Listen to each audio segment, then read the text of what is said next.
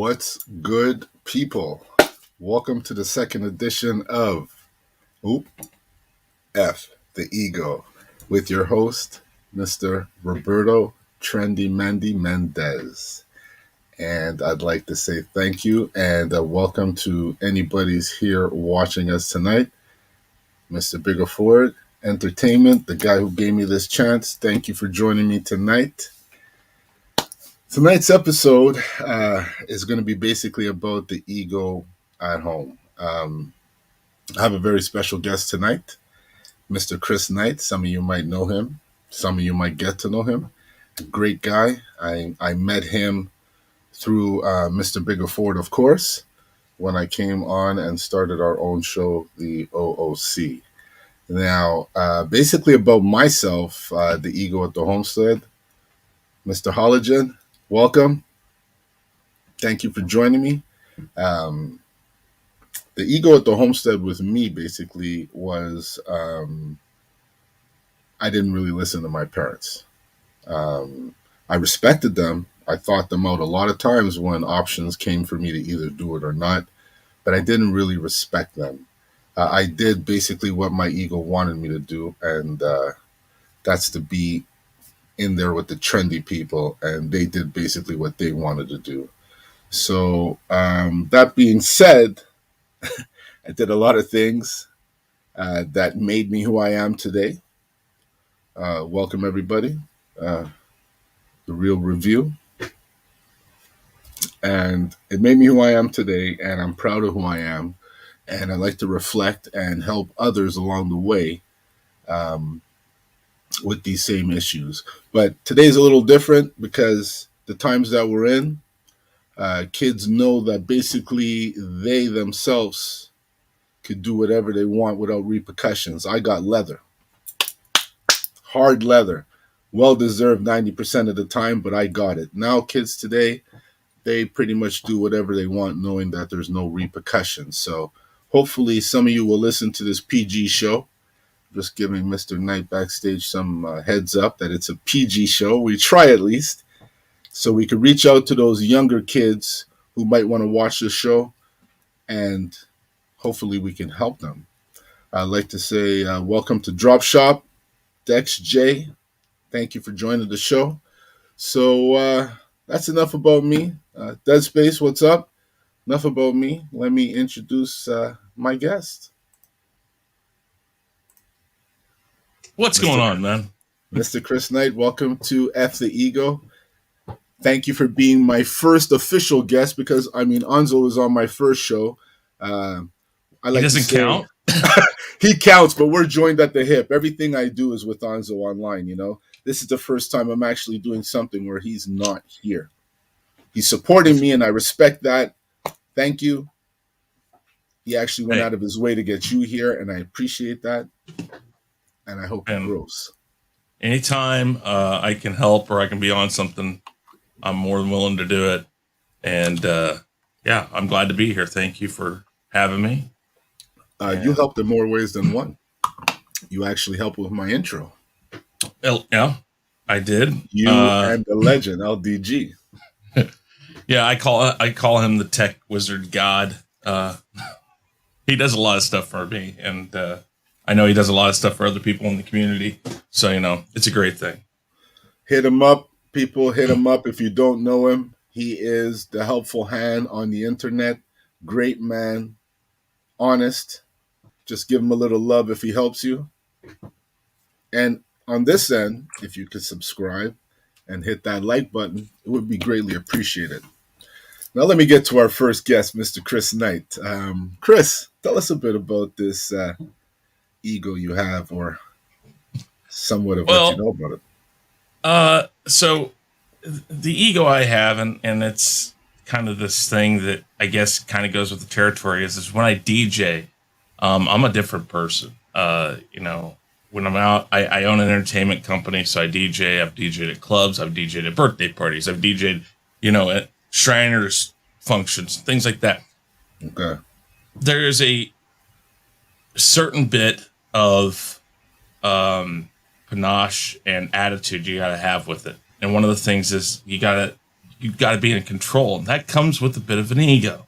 One of the things I tell people is when Low, she had the apple bottom jeans, boots with the fur, that song.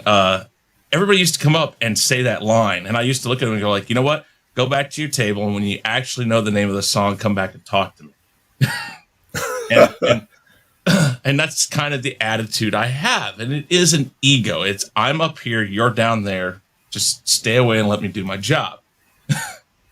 But there is a level of humility you got to have with it too.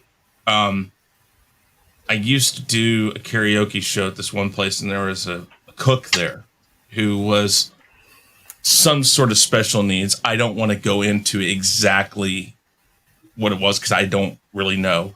But he used to come up, and I remember at least sing La Bamba. I know he used to sing that, and I would sing it with him because he wasn't he did not know how to sing worth a darn. And there was that part of me, though, that wanted to make sure that he, people had a good time with him doing it, but I wanted to make sure he felt like he was having a good time and that I did everything I could. So I'd sing with him. I'd do stuff, to make him have a good time.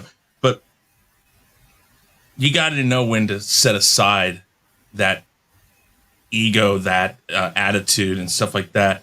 And sometimes it can be a little overbearing. I mean, you get into a certain situation and of course you feel like, hey, look, I got 400 or 500 people out on a dance floor.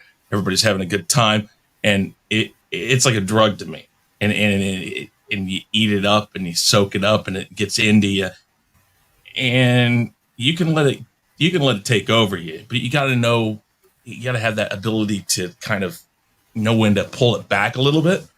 But it is an intoxicating thing. And you think, at least I know I do. I think, hey, I'm in charge of this. Whatever I want to do, I'm going to do it and I'm going to get away with it or whatever. And it can get you in trouble. It gets you in trouble really quick. I was one of the few who got lucky. I used to drink a ton at these things, at bars, clubs, and stuff like that. And I'd drive home and I get lucky, but it is that thing of you kind of get swept up in everything, and you just don't think about things. You don't think about the repercussions it has. I have 2 kids I raise on my own, and wow. I mean, God knows, how many times I might have not come home, whether or not it was because of DUI or I ran off the road and killed myself. I look back on it now and I'm like, oh, damn. Yeah, I was kind of stupid. I don't do it as much as I used to. Special requests for me to come out and do it, I will. Most of the time I send people out to do it for me now. Oh, yeah? But, it is a thing. And like I said, it's a persona. I tell people all the time, even on YouTube, it's a persona. Some of the stuff I do, some of the things I am, it is a part of me, but I amplify it. And so that's, to me, what an ego is. It is a part of you, and you can amplify it. And there's all sorts of different types of egos. There's egos that make you complete ASS of yourself. There are egos that make you feel like that there's nobody better at what you do. I mean, there are all sorts of egos, but for me, the ego is the thing of it's an inner thing for me. I don't want to use the word demon, but it is like a demon. At the time that you think you've got it, if you think you've got it under control, that's when it's dangerous. That's when it's really dangerous. Because that's when you kind of let it be itself. It's full self without control. And when that happens, it can really set things awry. It can break up friendships. It can break up homes. It can screw with, relationships. It can screw up with your work. Those are other shows to come, other topics to talk on. Yeah, I'm just saying. Yeah, but, I hear you. But for a long time, I think one of the biggest problems I had with the whole thing of the ego is that I treated my business as everything. And it is, it means a lot to me, but I treat it as everything. And that ego would come home with me. And like, for instance, my ex-wife, and I don't know if it's the reason why we're no longer together or not, but it probably is partial that I'd go out, I would drink, I'd have a good time, I'd party, I'd come home and she's like, you go out, every weekend and you're doing this stuff and you're out drinking and stuff. And I got the kid here, and I'd come home and I'd take my son and I'd, have him on the couch with me next to me, when he was a baby, and I'd do things. But I mean, looking back now, I'm like, okay, I kind of see what she was saying, because she'd be like, you go out, you have this, you party, I don't get to do anything. I got to stay here with the kid. And then when you come home, yeah, you take him, but I'm sleeping. I don't go out and do things. And my answer to that was always, well, I'm bringing home money, so what the hell? I mean, where's the problem? And it's literally like that thing of not really seeing the forest for the trees. I guess I should have said, okay, maybe I could talk to some people and pull back a little bit. There was a time that I was actually doing 7 shows in a week.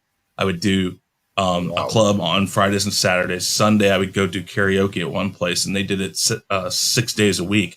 Sunday, Monday, Tuesday, Wednesday, Thursday, Friday.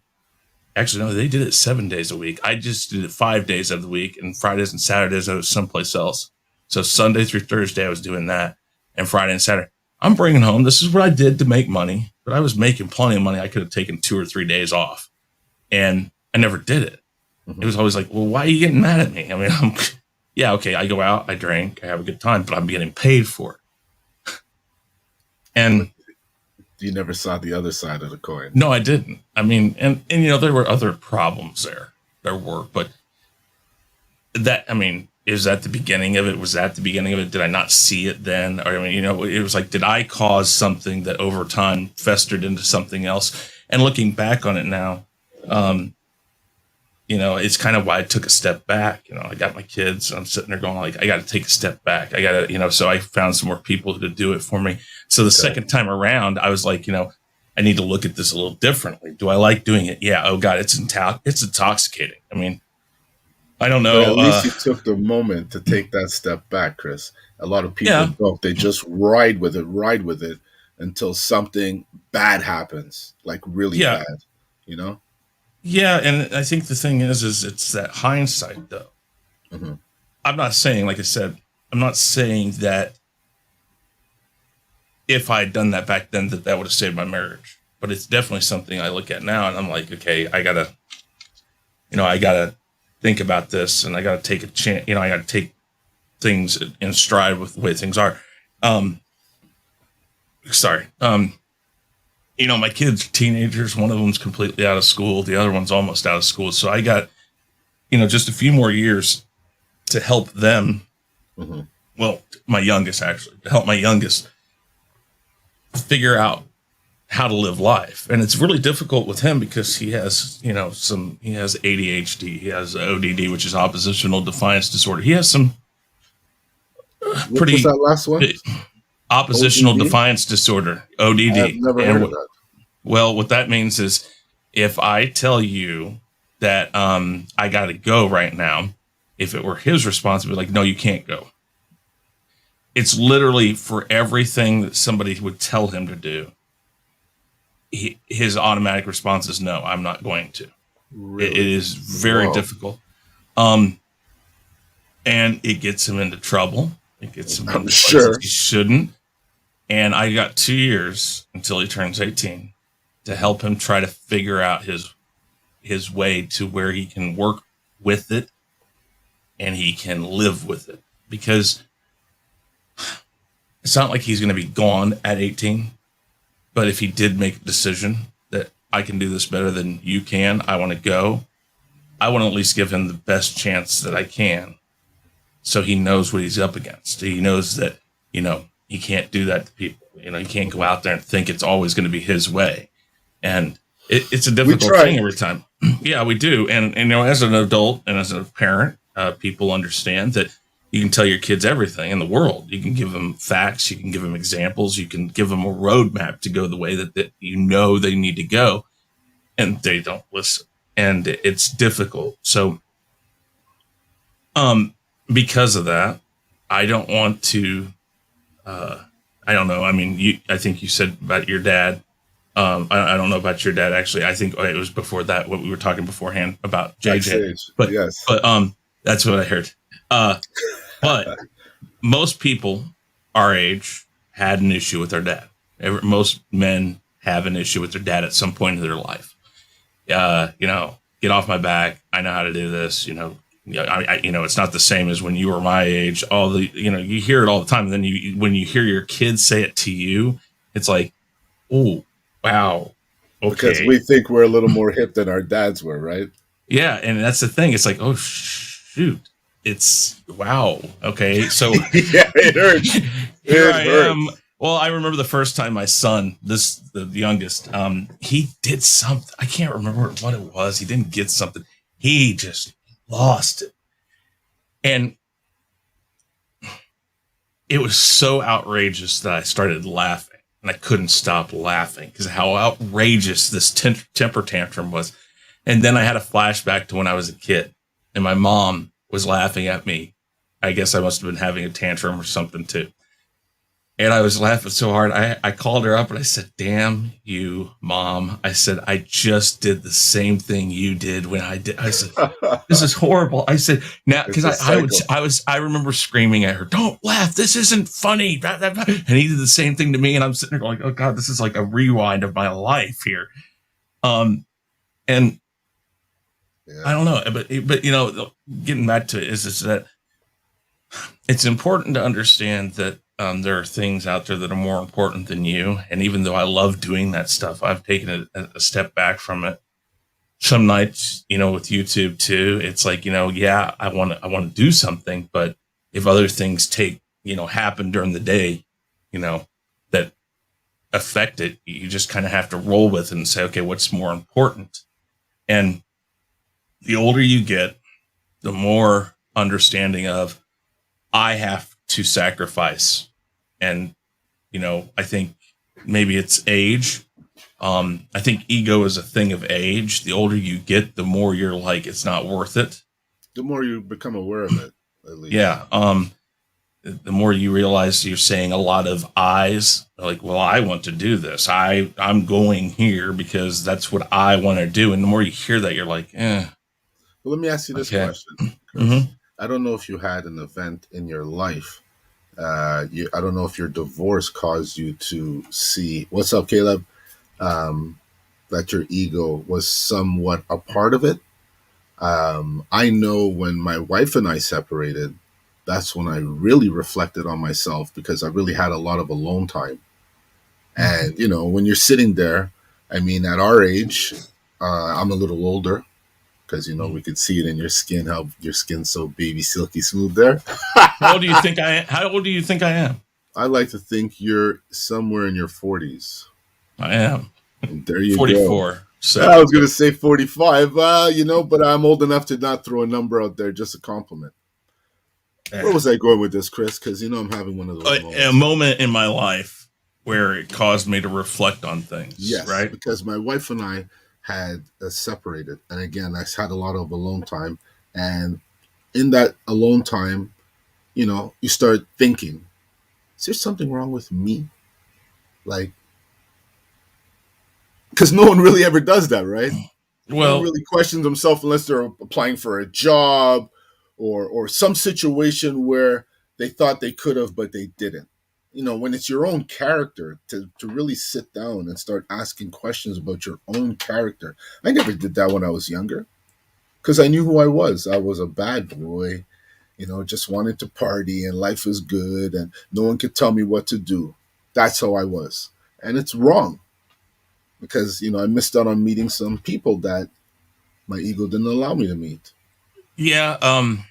So I don't know if this was the moment. It started many moments that made me start refocusing on things. When my ex-wife and I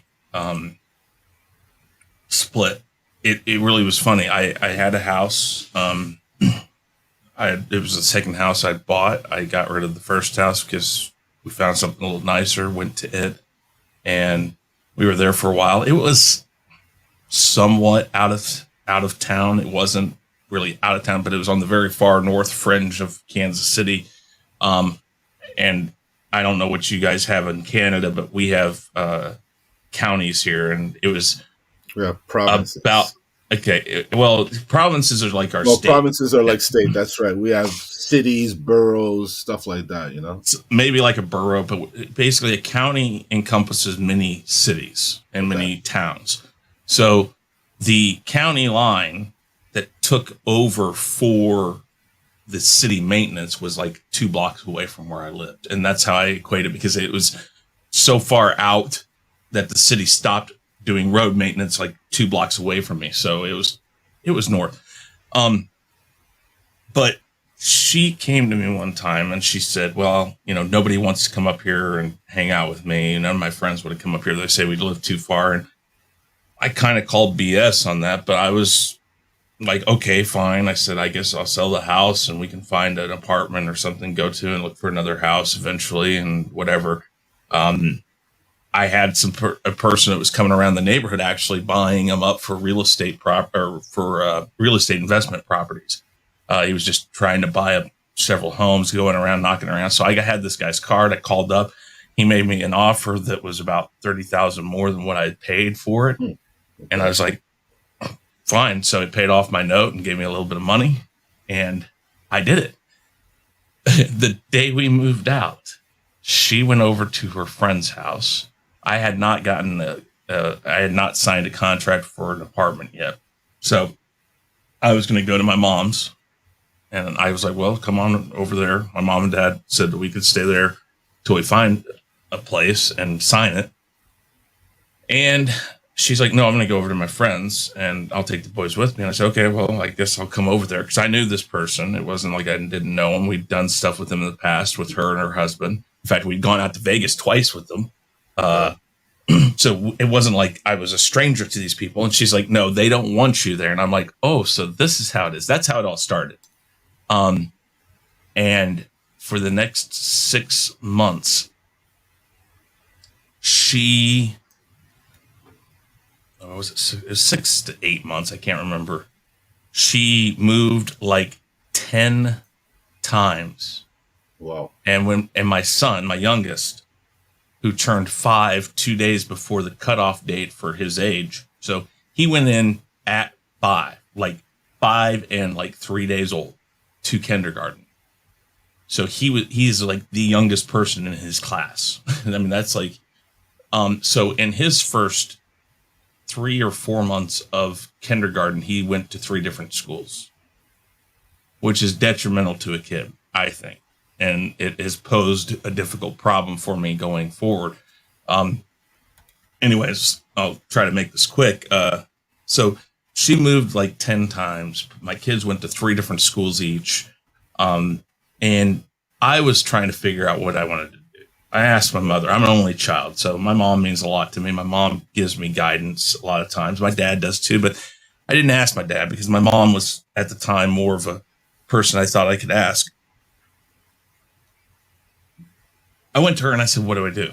I said, you and dad have been married my whole life. I've never dealt with divorce. I wasn't raised like that. So to me, this was a new concept that I was even contemplating divorce. And I asked her, I said, what do I do, Mom? Do I try to figure this out, or do I just go ahead and divorce her? And she looked at me and she says, I can't tell you. And I'm sitting there going like, great. She was around the area here during that time, moving from a friend's house to an ex, that her older 2 kids, that's their father. She lived there for a little bit. Yes. And no, nothing was going on. It's just, I guess he felt sorry for her or for my kids, which I'm grateful that he gave my kids a place to stay. I think we understood each other a little more after the fact, but he got kicked out of there. She went to her mom's. Her mom kicked her out. She went to her friends. And she was getting kicked out left and right because she wasn't paying bills. She wasn't watching my son. She was just letting him do whatever the hell he wanted. All this stuff. And so finally one day, I'll back up a little bit. So that was the impetus of where things started to change for me. Because Okay. for me, what happened is I started staying at my mom's then. Because now I'm trying to figure out, do I go get an apartment for her, me, and the boys? Do I get an apartment with 2 rooms, 3 rooms, whatever? I'm trying to figure out what to do because I didn't know. I'm like, it's all up in the air now. I don't have any clue.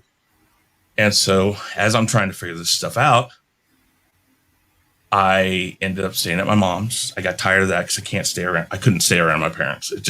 Some people Tough. can, some people can't. I'm It's like tough. It's tough. living with mom and dad at a certain age. It's like, okay, I'm done. I did this once before. I'm not staying here for long. So But I you left, just look at it as a pit stop and a hard spot, you know? and that's what it was. I went and I stayed with a friend of mine in what we call a tenement house, which is 1 bedroom rentals. You rent a bedroom. Some of them had kitchenettes. Some of them had just a bedroom, a place to put a bed, and you could have like a hot plate. Other than that, you all shared the same bathroom, the same shower, all of that.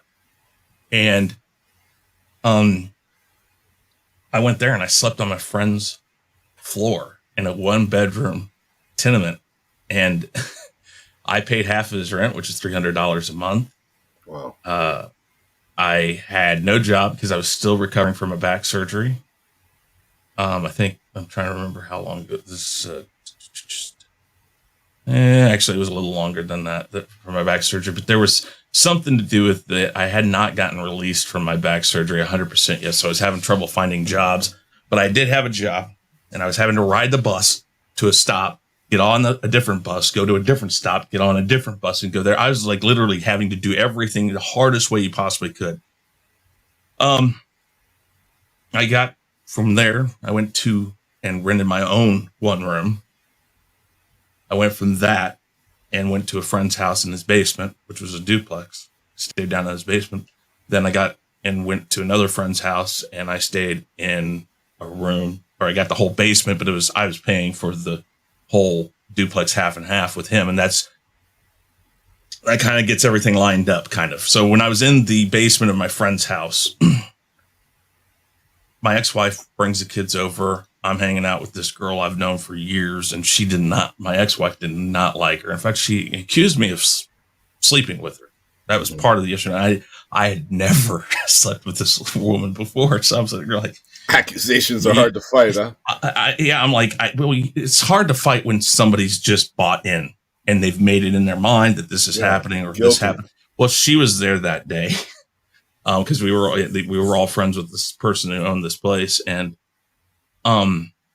it was right around Halloween, and I went with my ex-wife. We went to go look for pumpkins for my sons. And while we were there, she's like, well, I'm thinking about taking the boys out to Goodland, Kansas, which is on the other side of Kansas from where I'm at. Literally like an 8-hour drive or 7 hours, some crazy amount of time away from me. And her friend lived out there, but she called her friend her sister, and that's a long story. But anyways, she said she was going to do that, and I said, you're not taking my kids out there. And she did. Oh, shit. And when she did that, I had no contact with them. I didn't know. I knew who she was with. I just didn't know where they lived exactly. So there was no way to go see them. I could only talk to them. It was some of the hardest time in my life because here I am talking to my kids. My kids are telling me they want to see me, and I have no clue where they're at. And I would cry. They would cry. And it's like, it just tore me apart because here's my kids that I can't see. And they're asking me, when are we going to see you? And I would say, listen, I don't care. What do I have to do? So that was when I moved to this duplex out in Blue Springs where I was renting the whole place. And when I was out there, she said, you can come and get them for Christmas. So I went out there on Christmas Eve and I picked them up. Had them here, had a great time. And on the way back out there, she's calling and telling me, I don't want to be out here anymore. So to this day, I've always taken responsibility for this. She came back because I told her, well, then come back. Well, I don't have any place to take the kids. I'll take the boys. And long story short on that end, she said, okay, fine. The boys came and lived with me, and they've never technically lived with their mom again. And at that moment when she took him out there, I had made the decision that I was done with her and I was going to do whatever I had to do to get my kids back. And that changed my whole outlook on life. It literally, I have done nothing but since that day try to up who I am, what I do. I went from the duplex to a 2-bedroom apartment to 3-bedroom townhome or 2-bedroom townhome to this place right now. Everything I've done. And I tell my kids the same thing. I'm like, if you have a job, don't quit it. Find a better job or find a job that you want to go to, but don't quit your job. That's what I did. I had a job. If I wanted to make more money, I started looking for a job that made more money. When I found that, and if I got the job, I'd go back to my boss and say, I got a different job. And I'd give them an opportunity to either match what I got, try to give me something better, give me something that equals things out. They didn't. 2 weeks, gone, go. Common sense. But I always did that. I was like, if I go from here, I want to go up. I don't want to go lateral. I don't want to go sideways. I don't want to go down. I want to go up. So I've always done that since then to make things better. And it's for them. And so, that's where it all changed. It was like, it is somewhat of an event, not the same kind of event as me, but it is an event, and obviously a very deep event because they're playing with your kids. When you start imagining you not being able to see your kids, there is no worse feeling. I feel you because I felt that too, and I broke down like a baby. And yes, I am a black man saying I cried. I I feel no way saying it. I feel no way saying it. And I cried in front of my hockey buddies. If you don't cry because your kids are taken from you, well, there's some guys. I got my kid. There are some guys. I know that. But people ask me how I got my kids after my divorce. How did I get them in the divorce and all that? One, she didn't have a lawyer, but two, she told the court that they were better with me. And the thing is that people ask me, how does a mom not fight for her kids? And I said, I don't know. I have no clue. She will say things to me occasionally, say that I'm playing with her emotions. I do this, I do that. And I've done nothing. I took my kids because I knew they'd be better with me. I've done nothing but try to make things better for them since then, because that's what I said I was going to do. And I have notebooks upstairs of things that she's done. She choked her oldest daughter. She has 2 daughters now, but her oldest daughter, she choked her in front of my youngest. Was taken away to jail. This is right after we got the divorce. I said, show up to court, just sign these papers. Let's get this done. And I will let you see your kids. I will let you take your kids, because I wasn't letting them go there after a while because things would happen. And I just didn't want to ever take a chance that they were going to be out on the streets because, somebody kicked her out of a place. Wow. I told her, I said, just come and sign it. And she did. And that day I let them go with her. My oldest son ended up going to church camp or to Boy Scout camp. I can't remember which. My younger son was not able to go to either yet, so he stayed. And she choked her daughter out in front of my son. I don't really know how much. This is all hearing it from other people. And police came, arrested her, told her daughter she had to leave. Excuse me. Told her older daughter she had to leave. My son's sister tried to get them to let her take him. They wouldn't. So my son got left with a guy that he had just met, which was my ex-wife's boyfriend at the time.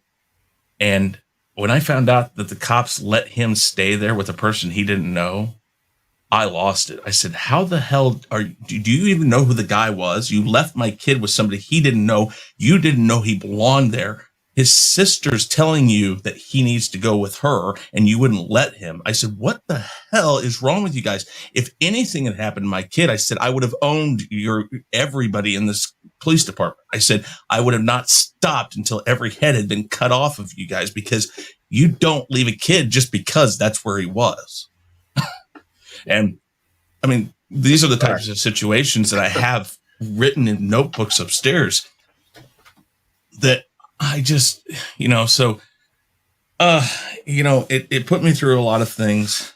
And,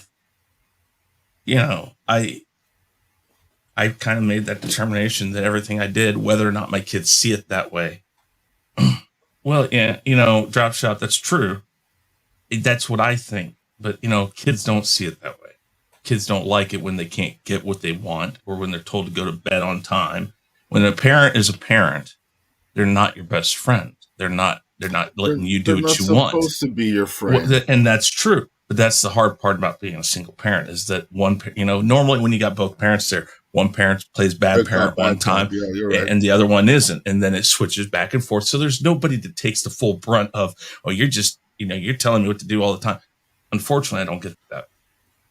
I got to be the bad guy all the time. Not all the time, but I had to be the bad guy a lot of times. And there's no manual to give you some kind of help. No, there isn't. So, right now, I don't think that my oldest thinks I'm the worst person in the world, but I don't think he's totally, I'm here. I'm his dad. That's about where we're at with things, I think, with him. My youngest probably thinks I'm one of the worst persons in the world. But I don't know. And all I can do is continue to do the stuff I do. And then hopefully, like me, when I got to a certain age and I realized, oh, wow, my dad was just trying to help me get someplace in life. And I remember, couldn't tell you the exact time when it happened. It happened probably about a year or two before my father died. I actually got a job with DHS, which is Department of Homeland Security. Being in the military, I was able to do stuff like that. I had those opportunities. I got a notice that I could apply for this job, so I did it, and I got it. And I remember when I came home in my uniform one day, my dad looked at me and says, "You know what? I don't tell you this enough, but I'm proud of you, son." And when he told me that, it was like everything in the world I ever wanted to hear. And I don't remember if he had ever said that before. I'm not saying he never did. It was just the moment that he told me. And so my father and I had a tumultuous life together.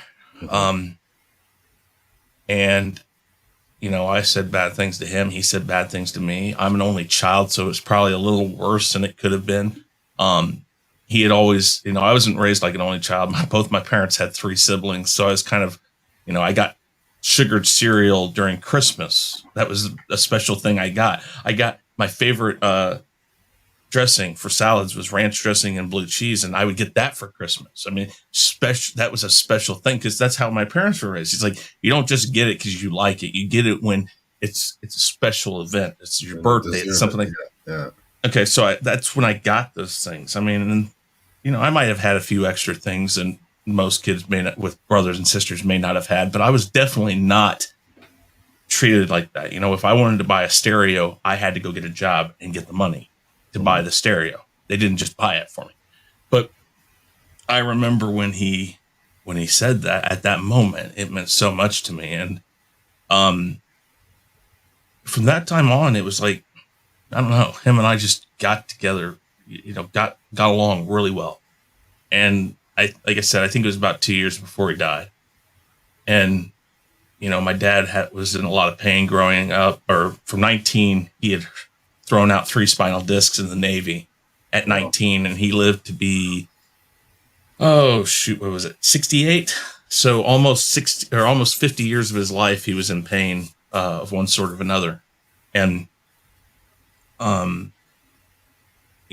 he died in his sleep, and I just remember feeling relieved that he had died. I didn't want him to die. I mean, I would have gladly taken him for another He was 2. suffering, obviously. Yeah, he was just suffering. So he fell asleep, and he died in his sleep. And it was like, this was something none of us, if you had told him 2 hours before he died that he was going to fall asleep in his bed watching his favorite football team, which is the Chiefs, win a game, he would have laughed at you. Because he had been in the hospital. I've been told multiple times in my life that he was going to die when he was in the hospital, and he never did. He always came out of it.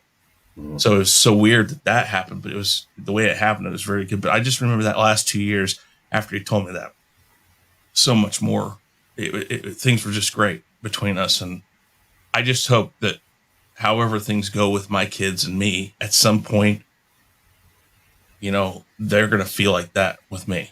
And so that's the kind of the thing. I'm at the point now where I remember probably how my dad felt, where he's like, God, I can't talk sense into this kid. He's just, I need to beat his head through a wall and, and stuff like that. But, you do it because you care about him. You do it because that's what you do as a parent. And so, like I said, everything took a step back because of them. And it's not their fault. It's because of them that I do it. That's why I've always done stuff. It's just now it's more apparent. It's like, do I do this? Do I put this off because I got to do this instead? So, Ego with the rap. kids is something I never really contemplated, and listening to you now, I've realized so many times where it did come into play, and their perspective of me now because of it, and when they give me the perspective of me, I'm kind of shocked and insulted. Is that really what you think of me?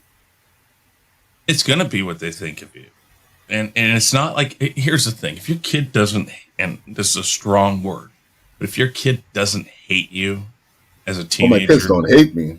well, I have girls. okay, well, there you go. Your dad. You say okay. Like for me, boys, and I I'm not hated my trying to dad. I make won't lie. I'm It's. I don't know if it's envy, but go ahead. Sorry. no, I don't know if my kids hate me. I don't think that's what it is because you go through your moments and then you say I don't hate you or I don't mean that. I'm not happy because of this, this, and this, and you guys talk it out. But they definitely dislike you a lot, and I think that that's appropriate because that lets you know, okay, that's not what they want to do, but I'm doing something right because I'm looking out for them. And I always say that, I'm like, you don't understand what I'm trying to do here. I say, like when they don't want to do dishes, I approach it like, well, you know what? You may not want to do the dishes, but what are you going to do when you move out? What are you going to do when you get a job at a fast food restaurant? You think you're going to tell your boss, I don't want to do the dishes? I said, you may not understand it, but everything you do at home is just like a job. But this Or new when you move generation, out, Chris, this I new know, well, no, generation will but do it. They yes, will but say that to their that's the boss. thing. I don't want that for my kids. And it's hard with my youngest because he does, like I said, he opposes everything. So when he does that, it is so difficult to try to find that way through to him because the first thing it is as soon as you try to reiterate what you want done, a wall comes up. Okay. And it gets harder and harder and harder because as the more you try to get them to do, the more they try not to. I must have had a bit of So, that growing up. well, I think all kids, maybe more boys, do have that a little bit. My dad used to. I had an acre and a half of land, and I don't know what that a big yard. And if the riding lawnmower broke down, I had to get a push lawnmower, and it sucked. But I used to do a riding lawnmower or push lawnmower or whatever to mow the lawn every like week. I think it was once a week we would do it.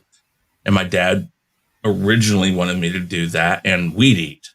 He was never happy with the way I weed eated it. So I one day threw the weed eater down on the ground and looked at him and says, if you want to do it yourself, go right ahead. And I walked away because I was like, and my thought process at the time was, I can't do it the way you want me to do it. So screw it. Do it yourself. And he did.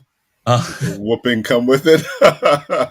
No, I was past that point of my Okay. life. I was like I was 16, 7, somewhere around there. And it's like, could you whoop? No, don't get me wrong. My parents would whip me. And I am the last of that generation where, when you tell your mom and dad, well, I'm going to call the police and tell them you did that. They look at you stone face and say, go ahead. And Go ahead.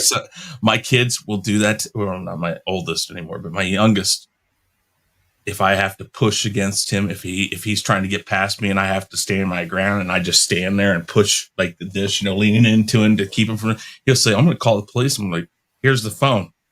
You want me to dial a number for you?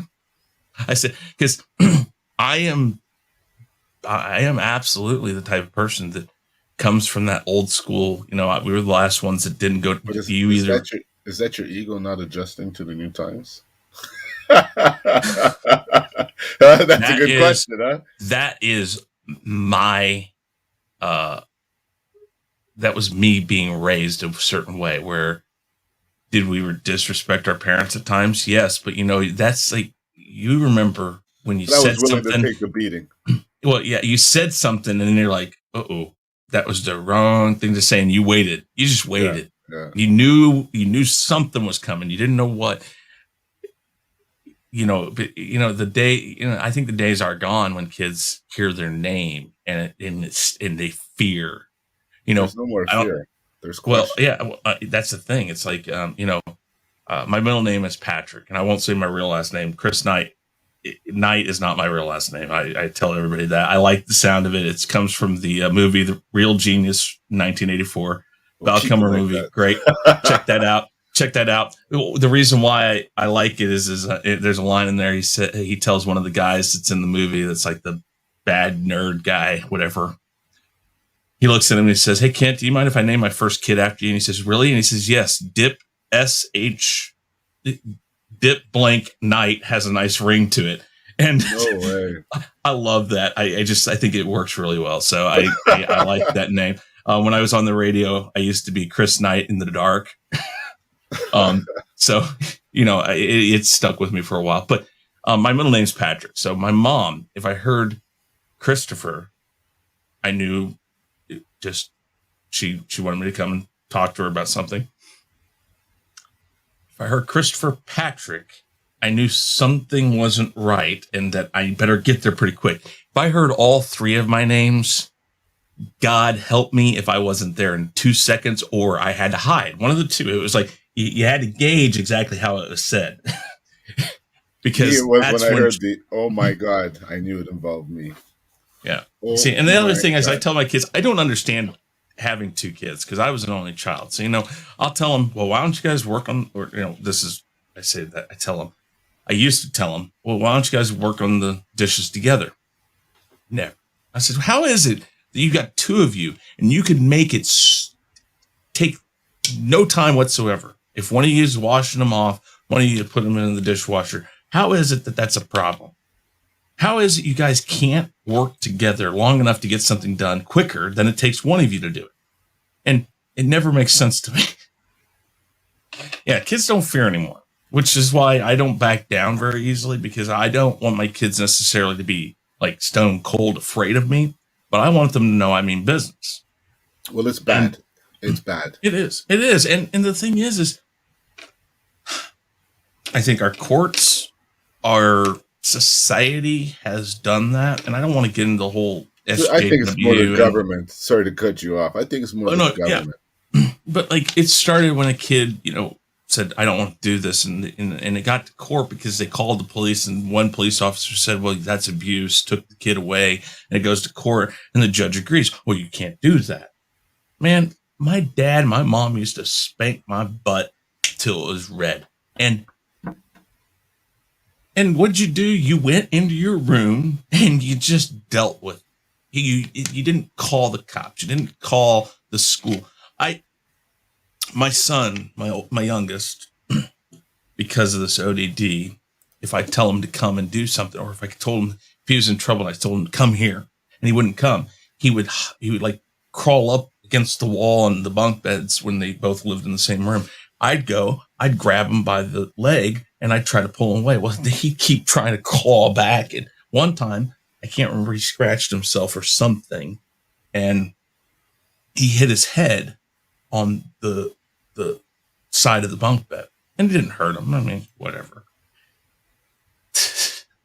But he goes to school, and he has a scratch, and they asked him, "Well, how'd you get the scratch?" And so he says, "Well, I was on the bed, and my dad pulled me off of it, and I scratched myself." Well, the school called child services. No Child services way. called me, and they came and they did an investigation. Nothing happened of it. But I called the school up after that, and I said, "You guys are the only ones who would have done it." And I said, "Why didn't you call me first?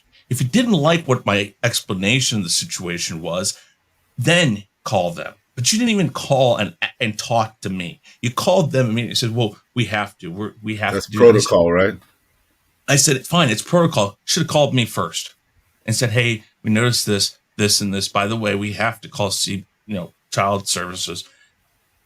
Oh, my two sons used to get in pretty damn big fights, and my youngest had really sharp nails, and he would literally just in my son and literally leave deep gouges. They called on that, and he told them. My oldest told them at school. Now my brother did it, Too and but much they still, interference. Too but they much. call. It's like when you have that in society, that gives kids the thought of, oh, if I don't like what's going on here, all I have to do is say something, and guess what? I get swept off away. You know how I combat that one? I said, go ahead, call, say something, and see what that's like. I said, I guarantee you, there's somebody in one of those homes that's bigger and badder than you that's going to want your shoes or want the shirt you have because it's cool and they want it. Doesn't matter if it fits them. I mean, because my dad was a police officer, my mom was a teacher, so I've kind of been around that system for a long time. The state side, these children, these homes they take children to are not fun, and I try to make sure my son knows that or I used to tell him, you know what, you think it's better someplace else, go ahead, because he does have a bit of entitlement, and it's like, you know what, you got more stuff than most kids have. I mean, this computer right here is an amazing computer. You can game on it all the time. As long as I'm not doing anything, I'll let them play on it.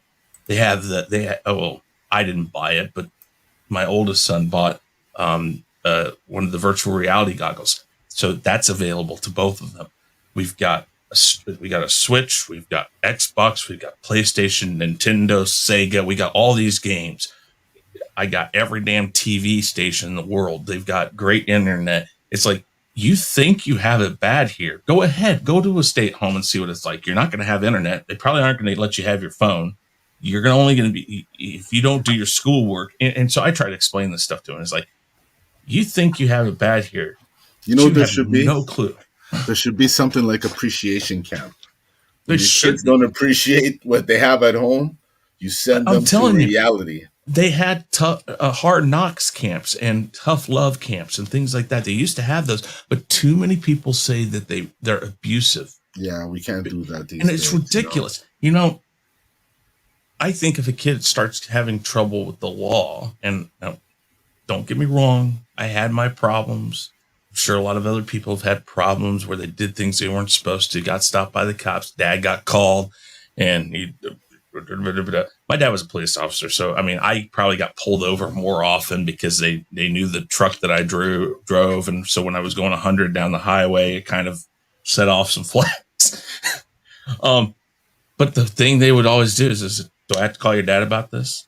No, sir, please do not. And, but I think that what abusive is really, well, okay, dandelion, yes, but I think if you're going to do something like that, let the state come in, set some regulations down, but to some extent, you got to, if they're going to, these kids need to see what it's like. If they spend a month away from a phone, from a computer, and they have to do farming or plant, food, learn valuable things, learn how to work in a kitchen with a team of people. If you had like a set thing, this week you're going to go work in the kitchen and you're going to make food for everybody in this camp, and you're going to clean everybody's dishes, and you're going to do this and this. The next week you're going to go out in the fields, and you're going to you're going to pick ripe vegetables or fruits, and that's what we eat here, or whatever. If you teach kids these things and show them why it's important, that is a much better thing than just sitting there letting them think they can get away with it. You want an easier thing, Chris? Hmm. You go to one of those animal channels. Hopefully, you get to see a grizzly with its cubs. Okay, Mm-hmm. that grizzly doesn't once turn around and say, "Hey, kids, follow me. Mm-mm. If you don't, you won't live." They follow. They follow. They Mm-hmm. follow. They follow example. They follow example until they know enough that they can go on themselves. This didn't start yesterday. This didn't No. start a decade ago. This started generations and generations. So the Mm-hmm. minute you throw a wrench in that cycle, Mm-hmm. you have tribulations, you have misfits, you have not. I'm not directing misfits towards our kids, just Just situations. in general, I understand. Yeah. And now the government not allowing us to show our kids the right way, because when if you're gonna make it that if I go in the store and steal candy, you're just gonna tell me that I shouldn't do it, not put me away. Then I'll agree with your method that you want us to treat our kids the way we are now. But there's penalty to crime. You do something wrong, there has to be repercussions to know that you shouldn't do it again. I Oh, told my wife, babe, we have to reflect because we tell our daughter yes a lot more than we tell her no. Are we really preparing her for a job, a teacher, something like? She's going to question everybody's authority if we keep doing this. uh huh. So this is what's happening now, and I'm sure we're not the only household, Chris. No, and like I said, that when I'm trying to make it so when my kids leave this house, they're able to do stuff. And trust me, my 19-year-old's no different. It's a difficult thing. I'm like, if you don't think that this is going to be the same thing, I don't tell my kids they're evil and bad. I try to explain it to them. This isn't right. This isn't right, and this is the reason why it's not right. I don't try to tell More them like to an be bad. obedience school. More like an obedience school. Well, Respect, what's funny is honor, discipline. Nothing they used to have abusive. they used to have etiquette school. They don't Yeah, have those anymore. Why? Because somewhere down the line, somebody said, "Well, that's wrong that we're putting kids through that." I'm like, okay. I mean, and I know that like the orphanages, like in Annie, when they show kids getting having a scrub and do. I'm not saying we have to go so archaic that things happen, but the problem is, Dandelion, is there's only so far you can go and they before. have to know when. Like, I don't want to be in court every time I question my kids. And I feel like I am. There's no yes, dad, and it's over. It's always a Mm-hmm. debate. And it can't be a Mm-hmm. debate all the time because there's going to be a situation where authority is involved and that debate will end quickly. And Mm-hmm. then you'll start noticing people disappearing around you. And this almost reflects like an ego. You know, Mm-hmm. if you don't change that system, you're going to notice less and less people will be around you because they can't even have a discussion with you Mm-hmm. because you can't There's be told anything. Mhm. And that is probably an issue is that if you make a kid think that they're right all the time, they have those camps here in Florida. Yeah, they could have those Is it camps just for criminals. Yes, we know kids who are going the wrong path. We're, to we're, we're some not on the same extent, subject here. a I lot of understand where those you're things, going, Jason Lee. but a lot of those things used to have where you could send your kid to it even Yeah, for before that. sure. Like when you saw it go down a certain path, that's the For thing. sure. You can see the path that they're going to go, and I've tried to explain it to people who help my kid.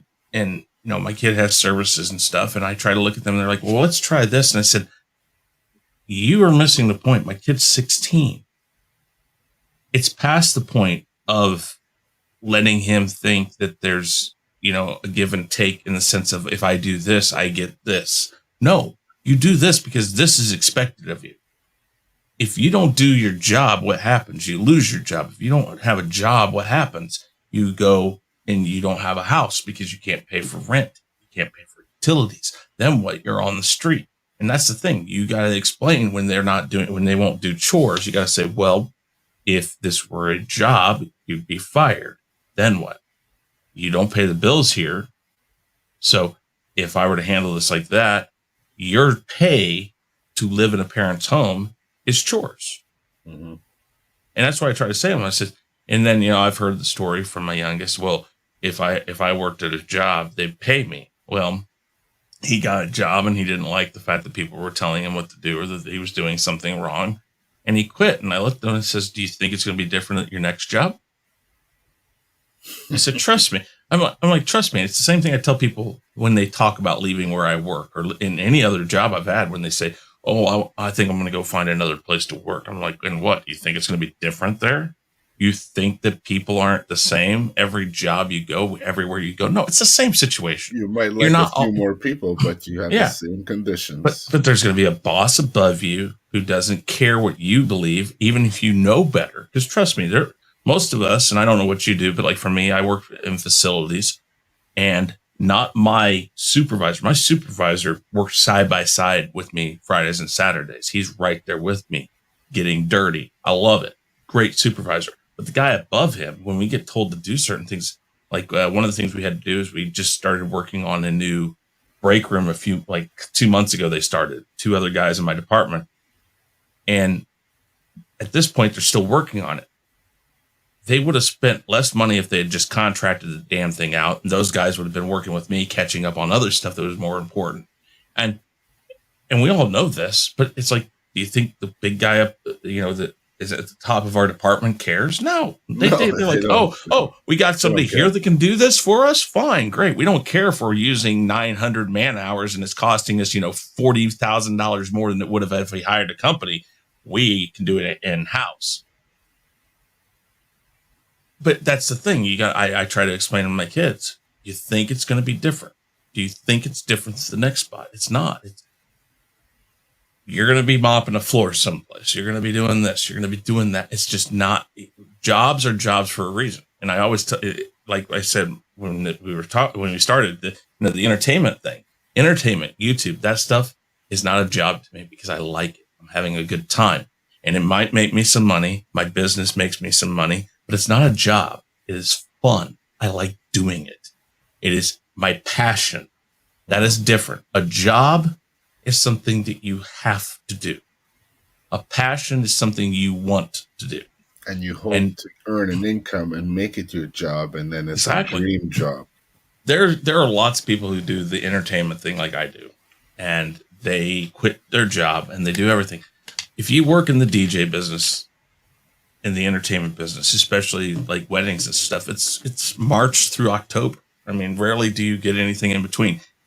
Gone are the days, when I first started doing this, people had holiday parties, which meant Thanksgiving and Halloween. They'd do like a party for that. Then you'd have a Christmas party. Then you'd have a New Year's Eve party or a New Year's party.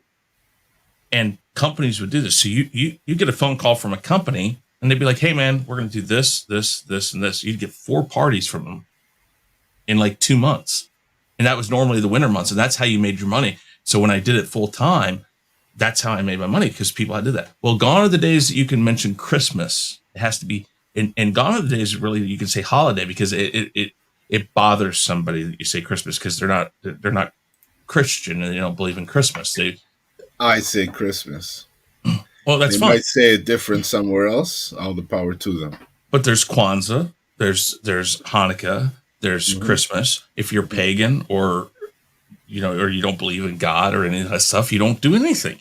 But the thing is when that was one of the first changes I noticed is that, we can't call it Christmas. We're going to call it a holiday party. Well, that made it cheaper for the companies because now they can just lump everything into one party. New Year's, Christmas, Kwanzaa, whatever. It all just got dumped into one. Well, then the next thing that happened was we couldn't have a Christmas tree up because it's not a Christmas party. So they just, and again, it's slowly changed. You don't get those at all anymore because now people are afraid if we do a Christmas party, they're going to say, well, what about, why aren't you doing it for us? Or we don't observe Christmas. So what are we supposed to go to? Because it offends us But that how you're did doing this just, Christmas. I know this is a whole other show, but how did this happen all of a sudden? You know what I mean? The Christmas thing slowly crept in because I remember maybe 4 or 5 years ago it started to be like a debate, season's greetings and all of this stuff, But everything else, like WTF, Yeah, but because this is PG. But the thing is that this all goes back to the same thing with kids, with everything. It's like somebody felt so entitled that they felt they could step up and say, you are offending me because you call it Christmas. I don't believe in Christmas. Take the thing down. Do this. And at first nothing happened, but then they turned it into the state or someplace and said, my job is forcing a religious holiday on me, which is against the law. You can't bother somebody's religious beliefs, at least in the United States. And as that stuff happened, all it takes is one person. And then one person gets through to a judge or somebody else. Then what? That's all it takes is the first time. And then somebody else says, oh, well, if they did it, I'm going to take it to court too. Or I'm going to tell my boss, I don't like this. I'll take it to court. Just look right here. This happened. Exactly. But that's exactly the life we live, JJ. That is it. I'm well, even worse yet. I don't know. Part of the Black Lives Matter thing that bothered me the most was all the white people out there going like, you know, it was like they were being mad for black people. And I'm like, do you even know what you're out there for? Are you mad because you want to be mad and you want to champion a cause? Or do you really understand what you're mad about? Because it's if you're not going to be offended, I'll be offended for you. Or, and that's what I'm trying to get with that. I don't want to sound. No, I got you. Because that's what it is. It's like, and you see it everywhere. It doesn't matter what the cause is. It's people who go up and say, wait, you're a woman and you don't believe in the Me Too movement? Well, I'm offended for you because you're not offended. So I'm going to champion this because you don't believe, and then it becomes a bunch of people fighting just because somebody else didn't want to be on board with it.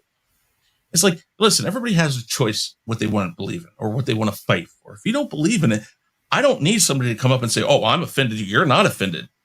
So I'll be offended for you. That's the trend now. It is. And it sucks. And as Jason Lee just said, cancel culture. And that is kind of what that is. And it's all these things. I mean, and again, I always say that it's a pendulum. Everything in the world is a pendulum.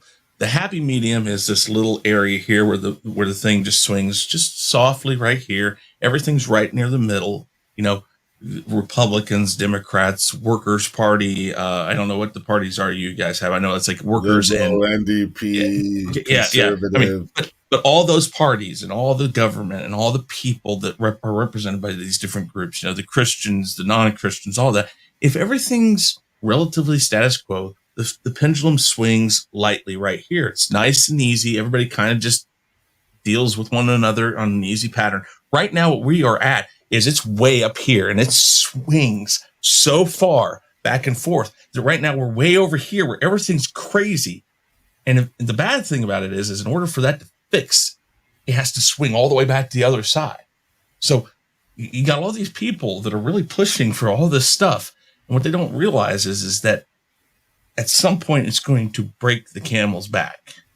And then everybody's going to be like, well, we got to stop this. And then it's going to go somewhere completely different, and it's going to be horrible. Mm-hmm.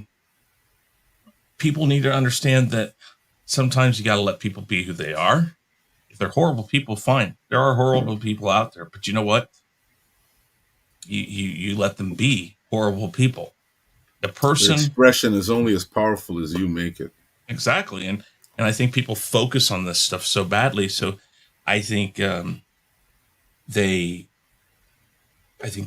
compound the problem by exposing the problem. It's like you throw this out there that this person's doing this and this person's doing that. And now something that nobody paid attention to before is this big issue. I guess one of the things I would say is there used to be a time that our parents had to be worried about abductions of children and stuff.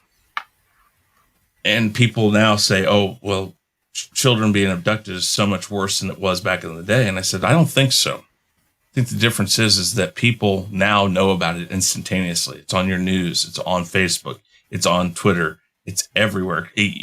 Our phones here in the United States, if there's what we call an Amber Alert, it goes off and it tells us, hey, somebody's been abducted. This was the car that they were last seen. This is the car seen leaving the scene. And we are so hypersensitive to things because it's immediately there. When we were growing up, Roberto, sometimes it took 2 to 3 days to find out something happened overseas. Mm-hmm. If it happens now, we know about it when it happens. breaking in news, 20 come right different in, boom. versions. Exactly. And that's the thing. It's like we live in a world where technology is a beautiful thing, but it's also really hurt us because, and I hate to do this because I know some people believe media twists things and stuff, and I'm not saying they don't.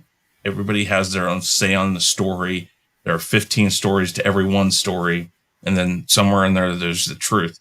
But before the news would get the information, they would sit down and they'd talk about how do we present this to the people. I think that back in the day, we actually got a lot less of the real truth because they would have time to process it, look at it, and go like, how do we tell the people about this without throwing people for a loop or making people go crazy? 9/11, for instance, here in the United States was crazy because every 5 seconds it was like there's a plane missing, there's this, there's that. That isn't necessarily good. And I'm not saying I believe that media should be able to twist the truth, but I think that at some points in times we need to process these things with a grain of salt. And too many times, and this goes for liberals, this goes for conservatives, this goes for people who don't fall in either of those. We watch these things and we watch what we believe. So, like, for instance, you'll watch that station you like because you hear the things you believe. And sometimes that's not the best thing to watch because it's just leading you down the path you already know. Just convincing you more, yeah. Exactly. You got to find all the information. I told my kids this about voting. You know, when Obama was in, and he was coming up for re-election again, and then even this past time when Trump was in, my youngest said, "Well, I don't like Trump," and I said, "Why don't you like Trump?" And he just looked at me and said, "Well, I just don't like him." I said, "Why?" I said, "Because I don't want to teach my kid, oh yeah, Trump sucks. He's don't vote for Trump. Don't do this." I don't want my kid to think like that. I want my kid to have a reason. I want my kid to look at the facts. I want him to dig in to what Trump did and say, hey, this guy did this, this, and this. I don't agree with that. I don't want him to blindly not vote for somebody just because he hears somebody else say that he doesn't like this person. And that's the thing. I don't ever want my kids to vote for somebody just off the sheer thought that they don't like somebody. And that's it. It's not a lollipop. It's not a flavor. Politics are not that easy. And my kids, my mom and dad raised me like that. Don't just vote that way because you think we would. Don't just vote that way because, that guy's popular. Vote that way because that's the person who represents you the best way, or the what you believe. I've never once with Trump flat out, I'm not one of those people that says he's not my president. When you vote a person in, they're your president. I hate to say it. That's just part of our life here in America. You vote them in, that's who your president is. There's some things I like that he did. There's some things I didn't like. And his biggest issue was he used social media and things way too much. I don't think that a president should ever use that. If he had been quiet his whole presidency, it would have been great. But that all formulates into the thing. We got to teach our kids the right things. We got to, and like I said, going back really quick, is that my ego, I had to leave it behind when it really became about my kids, and that impetus of that was probably that whole my kids getting taken away from me to where I realized that I was having a hard time without them, and then that focused everything. And so then it wasn't. Go ahead, Chris. It wasn't. So when I started doing DJing work more again, I wasn't doing it because I was having a good time. I was having a good time. Don't get me wrong. I wasn't doing it for that though. I did it because it was providing. So I probably became more humble. I was a lot better at dealing with people. It wasn't like I'm the DJ, I'm a badass, da da da da.